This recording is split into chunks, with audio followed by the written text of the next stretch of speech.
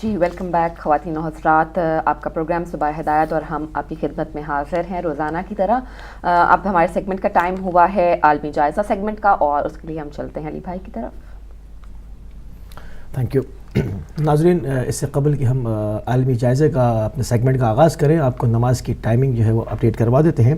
آج ظہرین ہوگی 1:01 پہ، اور مغربین ہوگی 8:11 پہ، اور کل فجر ہوگی انشاءاللہ 4:25 پہ 4:25 پر۔ تو ناظرین، یہ تو تھی نماز کی ٹائمنگ، اور نماز کی ٹائمنگ کے بعد ہم چلیں گے اپنے سیگمنٹ عالمی جائزہ کی طرف، اور تھوڑی سی اس کے اندر پہلے خبریں شامل کریں گے، کیونکہ کچھ نئی فردر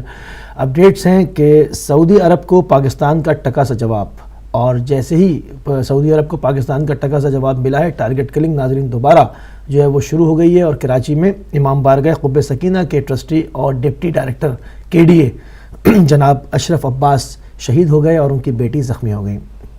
تھوڑی سی اس کی تفصیل کو آپ کے ساتھ شیئر کرنے کی کوشش کرتے ہیں۔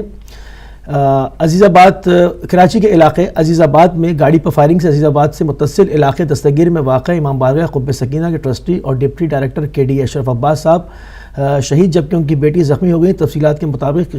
45 سالہ سید اشرف عباس عزیز آباد نمبر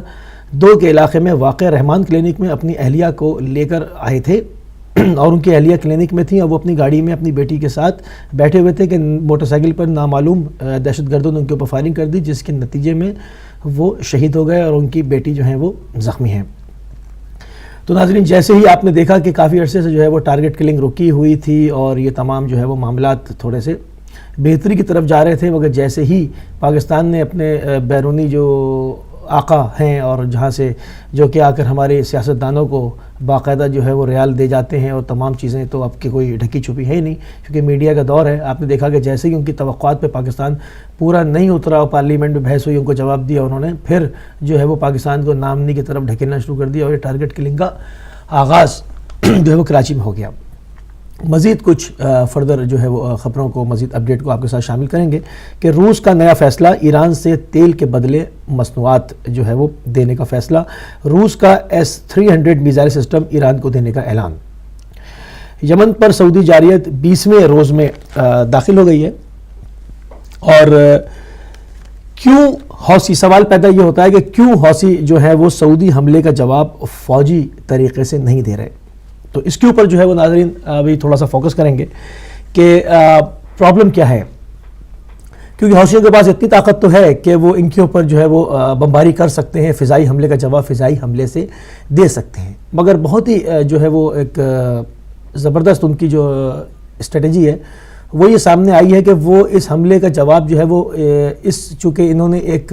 پروپیگنڈا کیا ہوا ہے کہ دفاع مقدس کی جنگ ہو رہی ہے، اور حوثی جو ہے وہ مقدس مقامات کو نقصان پہنچانا چاہتے ہیں۔ اگر وہ ہوائی حملہ کریں گے تو یہ پوری دنیا میں پروپیگنڈے کو تقویت، ان کے پروپیگنڈے کو جو ہے وہ تقویت ملے گی، اور یہ لوگوں کو جو ہے وہ بے وقوف بنانے میں کامیاب ہوں گے۔ اس لیے حوثیوں نے روز قربانیاں دے رہے ہیں، آج 20واں روز ہے، 1000 سے اوپر لوگ شہید ہو چکے ہیں، اس میں عورتوں بچوں کی تعداد بہت زیادہ ہے، اور غریب ملک ہے، اور اس کے اندر جو ہے وہ غذائی قلت بھی ہے، وہاں پر دواؤں کی اور میڈیسن کی، اس کی ان تمام چیزوں کا جو ہے فقدان پایا جاتا ہے، مگر اس کے باوجود وہ صبر کر رہے ہیں، اور جو ہے وہ ہوائی حملہ کسی دوسرے شہر پہ بھی نہیں کر رہے کہ یہ اس کو ایک طرح کا جو ہے وہ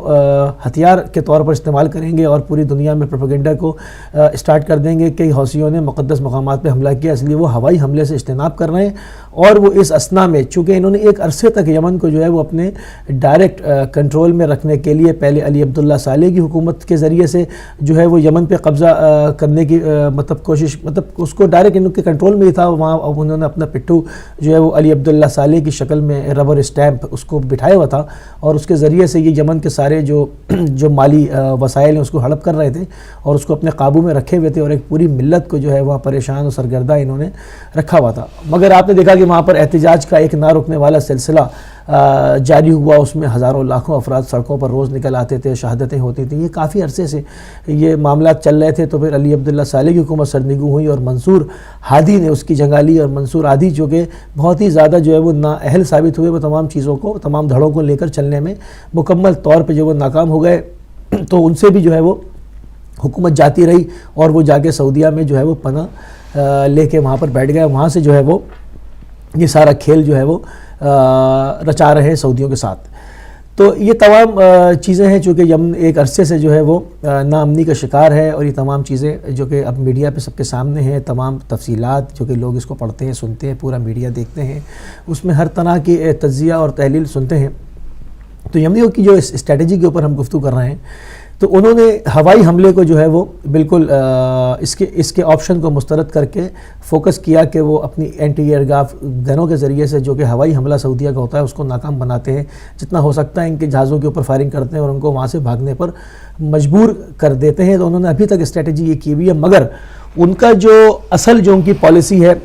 وہ ہے صبر اور انتظار، کیونکہ اس حساب سے کیونکہ حوثیوں کا جو ہے وہ صبر اس سلسلے میں رنگ لایا ہے، کیونکہ ہم دیکھ رہے ہیں کہ بین الاقوامی سطح پر تدریجاً سعودی عرب کی مذمت ہو رہی ہے، اور جائزہ کہ اگر یہ حملہ جاری رہتا ہے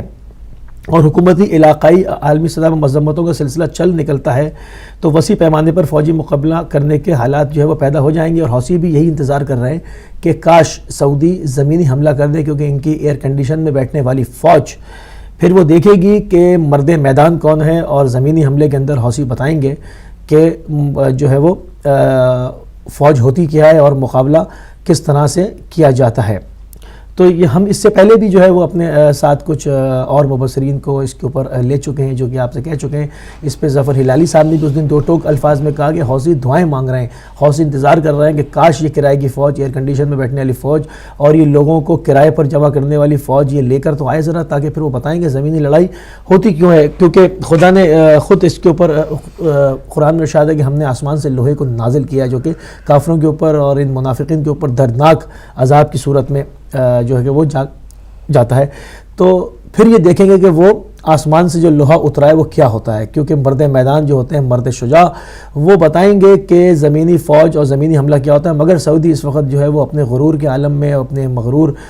جو ہے وہ ان کو گھمنڈ ہے کہ پوری دنیا ہمارے ساتھ ہے، مگر ان کا نشہ بتدریج اترنا شروع ہو گیا ہے، جو کہ پاکستان نے ان کو جس طرح سے ٹکا سا جواب دیا ہے، اور ان کے پروپیگنڈے کی جو مشینری تھی وہ ٹھپ ہوئی پاکستان میں، اور ہماری میڈیا نے اچھا کام کیا، لوگوں کو اویئرنیس دی، اسی لیے پارلیمنٹ میں رائے شماری ہوئی، ورنہ یہ تو سب ووٹ دے دیتے۔ تو ان کی جو اب وہ حملہ کر کے بھی پچھتا رہے ہیں، کیونکہ ان کے پیچھے سے جو بیکنگ ہے وہ اب کمزور پڑتی چلی آ رہی ہے۔ ان کے ساتھ پیچھے ترکی بھی شامل نہیں ہوا، پاکستان بھی شامل نہیں ہوا، کیونکہ یہ دو بڑے ملک، بہت بڑی مضبوط فوجیں جو ہے وہ سمجھی جاتی ہیں، یہ شامل باقاعدہ نہیں ہوئے۔ تو اب یہ جو انہوں نے چھوٹے چھوٹے ملک رکھے ہوئے ہیں، دو چار جہاز انہوں نے ان کے ساتھ شامل کر کے وہ حملہ کر رہے ہیں، اس میں ان کے جہاز بھی گرائے جا رہے ہیں، یہ بتا نہیں رہے ان کو کتنا نقصان اور ہضمیت کا ان کو سامنا ہے۔ اور اگر یہ اپنے نشے میں اور غرور کے نشے میں چور ہو کے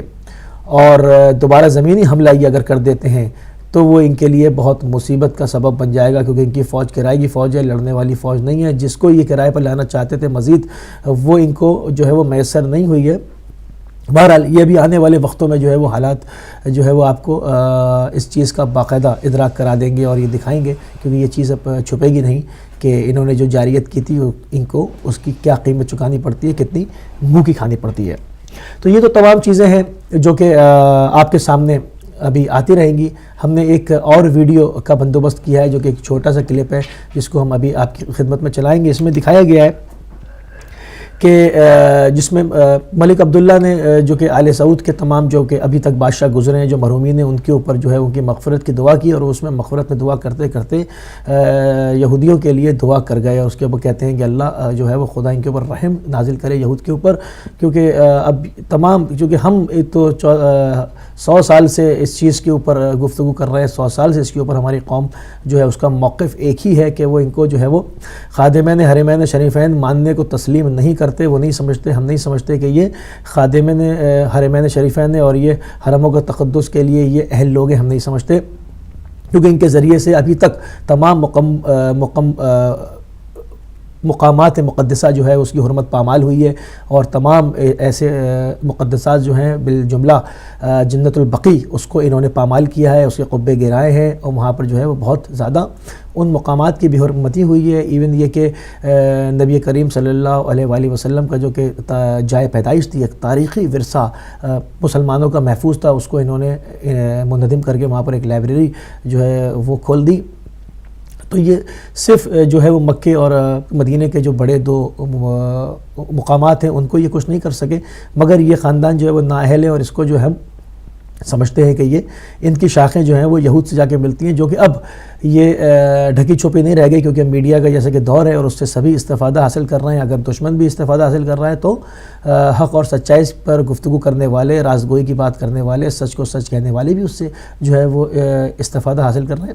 تو اسی سلسلے میں ہم نے ایک ویڈیو جو کہ آپ کے لیے مہیا کی ہے، ابھی آپ اسکرین پر دیکھ سکیں گے، اس میں انہوں نے کس طرح اپنی زبان سے جو ہے وہ یہودیوں پر اور اپنے بادشاہوں پر اور اس کے ساتھ یہودیوں پر سلام کیا ہے، آپ دیکھ سکیں گے ابھی۔ تو وہ ویڈیو آپ کے لیے پیش خدمت ہے۔ رايت لي رحمة رسول الله منذ أولها إلى ثانيها إلى دولة ابنة عبد العزيز وأبناء من بعده، سعود وفيصل وخالد وفهد وعبد الله وأولي يهود الله يرحمهم،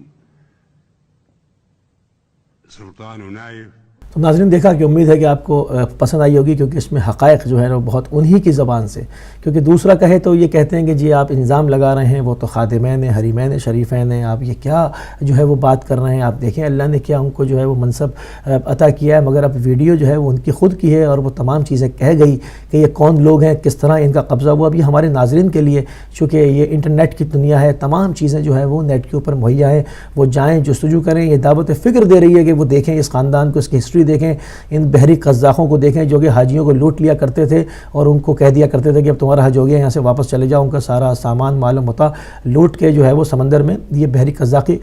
قزاق ہیں۔